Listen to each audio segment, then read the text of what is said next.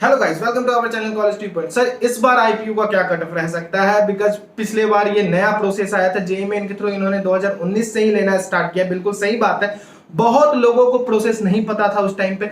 आज की डेट में बहुत लोग यहाँ पे जान चुके हैं, जेईई मेन के थ्रू एडमिशन हो रहा है, नया रजिस्ट्रेशन भी खोल दिया गया है। तो कट ऑफ इस बार डाउन जाने का कितना चांस बन सकता है, क्या क्या चीजें हो सकती है, तो इसको हम इस वीडियो में पूरा क्लियर करेंगे। बिकॉज मैंने आईपीयू की बहुत सारी काउंसलिंग की है, तो मुझे पता है, 3 सालों से मैं करता आ रहा हूं काउंसलिंग, तो मुझे हर चीजें पता है कि किस तरीके से आप थ्रू आउट द काउंसलिंग आगे बढ़ सकते हो, जिससे डेफिनेटली आपको एक अच्छा कॉलेज मिल सकता है। और क्या इंपैक्ट पड़ेगा इस बार 2019 के रिस्पेक्टिव में 2020 में क्या क्या चेंजेस हो सकते हैं, सारी चीज को हम डिस्कस करेंगे। वीडियो में बने रहना, एंड तक आपके सारे डाउट क्लियर नजर आएंगे। सबसे पहले बात कर लेते हैं 85% रिजर्वेशन वालों की, जो इनसाइड दिल्ली में आते हैं। अब इनसाइड दिल्ली में कौन कौन आते हैं? जिन्होंने अपना 12 का बोर्ड इनसाइड दिल्ली से दिया, मेन दिल्ली से दिया। एनसीआर वाले कंसीडर नहीं होते हैं, जो भी अपना नोएडा गुड़गांव से अगर एग्जाम दे रहे हैं 12 की, तो वो एनसीआर में आते हैं, तो वो दिल्ली के रिजर्वेशन के लिए वैलिड नहीं होते हैं for JAC Delhi also and for IPU also. केवल और केवल वही कैंडिडेट 85% रिजर्वेशन के लिए वैलिड कैंडिडेट है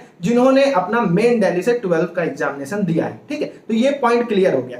अब देखो यार कि जितने भी दिल्ली के कैंडिडेट हैं, मैक्सिमम कैंडिडेट आईपीयू को मतलब आईपीयू की फॉर्म को भरते ही हैं, चाहे वो 2019 हो चाहे 2020 हो। सबको पता है कि दिल्ली के अंदर या तो जैक दिल्ली के थ्रू जाना या तो आईपीयू के थ्रू जाना, और मैक्सिमम कैंडिडेट दिल्ली वाले और कहीं बाहर जाना भी नहीं चाहते हैं, तो वो अपना फॉर्म आईपीयू का भरते ही है। बहुत कम ऐसे कैंडिडेट होते हैं जिनका रैंक बहुत अच्छा आया हुआ होता है, वो आईपीयू के फॉर्म को नहीं भरते। तो कितना भी प्रोसेस क्यों ना चेंज हो जाए, 2019 में जिस तरह से कैंडिडेट भरेंगे उसी तरह से 2020 में भी भरेंगे। तो यहां पे आपको इस फैक्टर के कारण इनसाइड दिल्ली वालों को तो कोई ज्यादा खासा चेंज देखने को नहीं मिलेगा। ठीक है, इसका एक प्लस ही फैक्टर बनेगा क्या हो, जैक दिल्ली वालों की सीटें इंक्रीज की गई हैं, तो नो डाउट यहां से कट ऑफ थोड़ा इंक्रीज होने का ही चांस बनता है आईपीयू में। बिकॉज पहले प्रायोरिटी सबकी रहेगी जैक दिल्ली में, वहां पे भी 85% रिजर्वेशन मिल रहा है, तो सबसे पहले दिल्ली के कैंडिडेट वहां जाना चाहेंगे, आईपीयू उनका सेकंड ऑप्शन रहता है। ठीक है, लेकिन यहां पे एक डिसएडवांटेज जो देखने को मिला कि एक आध कॉलेज जो है वो एनएसयूटी के अंदर चला गया है, तो जिसका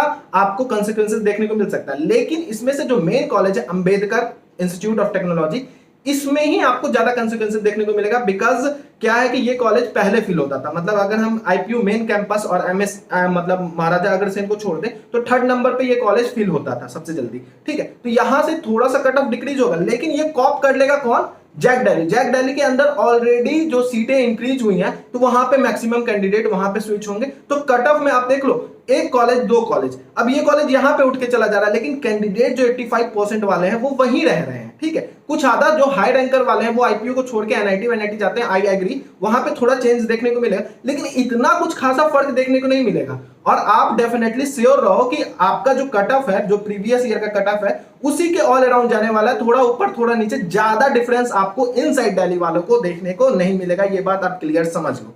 ठीक है, अब यहां पे आउटसाइड दिल्ली वालों की बात कर लेते हैं, लेकिन इसके बाद एंड में मैं दोनों को सबमर्ज करके बताऊंगा क्या क्या चीजें हैं, क्या क्या पॉइंट है जो कि इनसाइड वालों को भी ध्यान देना है और आउटसाइड वाले को भी ध्यान देना है, वो हम एंड में दोनों को साथ लेके बताएंगे। ठीक है, आउटसाइड दिल्ली वाले थोड़ा सा आपको डरने की जरूरत बिल्कुल है, क्योंकि जो नया प्रोसेस आया था उस समय आईपीयू के बहुत लोगों को नहीं मालूम था कि जेई के थ्रू लेता है। बिकॉज 2018 तक जो आईपीयू था वो अपना एग्जाम कंडक्ट करता था, तो जो कैंडिडेट भरते थे वही काउंसलिंग में जाते थे। अब क्या हुआ, जेई के थ्रू ओपन किया गया पोर्टल, तो जितने भी कैंडिडेट जेई दिए होंगे उनको अच्छा कॉलेज नहीं मिल रहा, वो आईपीयू में भी अपना फाइट करने के लिए आएंगे। और पिछले साल नया था तो लोगों को पता नहीं था, इस साल मैक्सिमम कैंडिडेट यहाँ पे आने का चांस बन सकता है। नया रजिस्ट्रेशन खोल भी दिया गया है, इसका भी आपको कंसिक्वेंसेस देखने को मिल सकता है कट ऑफ में।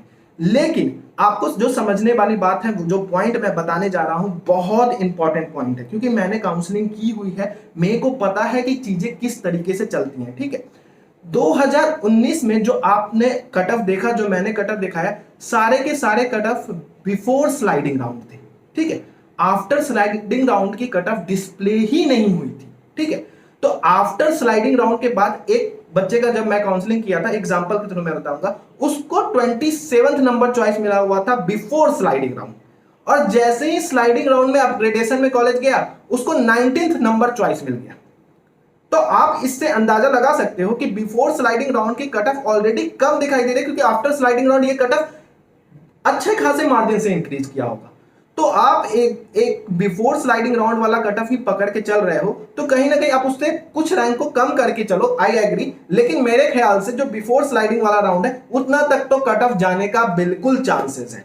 ठीक है, बिल्कुल चांसेस है। स्लाइडिंग राउंड में आपको देखने को मिलेगा, अगर प्रोसीजर स्लाइडिंग राउंड वाला आता है तो कट ऑफ आपको हाई जाता हुआ नजर आएगा। और आईपीयू में एक बहुत खास बात है कि ये जो 10% 15% मैनेजमेंट कोटा सीट है, उसके अलावा जितनी भी सीटें होती है इनका पूरा एम रहता है कि हम काउंसलिंग के थ्रू ही बढ़े सीटों को, मतलब हम नंबर ऑफ राउंड को इंक्रीज करते जाए, लेकिन हमारा जो सीटें वैकेंट जा रही हैं हमारी, वो काउंसलिंग के थ्रू ही बढ़े, ना कि कोई मैनेजमेंट कोटा के थ्रू जाए। क्योंकि ऑलरेडी ये जो 10% 15% सीटें हैं वो अपना अलग रिजर्व करके रखते हैं प्राइवेट कॉलेज, उसके अलावा मैक्सिमम सीटें काउंसलिंग के थ्रू ही भरती हैं। तो इसके लिए क्या होता है, नंबर ऑफ सीटें वैकेंट जाती है तो कुछ नए नए राउंड भी इंट्रोड्यूस होते हैं, और स्पॉट राउंड आपके लिए बहुत बेनिफिशियल हो सकता है। उसके लिए हम सेपरेट वीडियो बनाएंगे, क्योंकि स्पॉट राउंड का थोड़ा सा सिनेरियो डिफरेंट रहता है। ठीक है, उसको हम डिटेल वीडियो में कवर करेंगे। अभी के लिए इस वीडियो के लिए इतना आप समझ लो कि डरने की कोई जरूरत नहीं है, कुछ खासा फर्क आपको देखने को नहीं मिलेगा। ये सारे जो पॉइंट्स थे आपको ये एडवांटेज के तौर पे नजर आएंगे, बिकॉज जैक दिल्ली में ऑलरेडी सीटें इंक्रीज हुई हैं। इसका बेनिफिट दिल्ली वालों को तो बहुत ज्यादा देखने को मिलेगा, अदर स्टेट वालों को भी थोड़ा बहुत देखने को मिल सकता है। तो अभी के लिए इस वीडियो के लिए इतना ही, मिलते हैं अगले वीडियो में। सब्सक्राइब कर लेना चैनल को, क्योंकि आईपीओ से रिलेटेड सारी डिटेल इंफॉर्मेशन आने वाली है। Best of luck.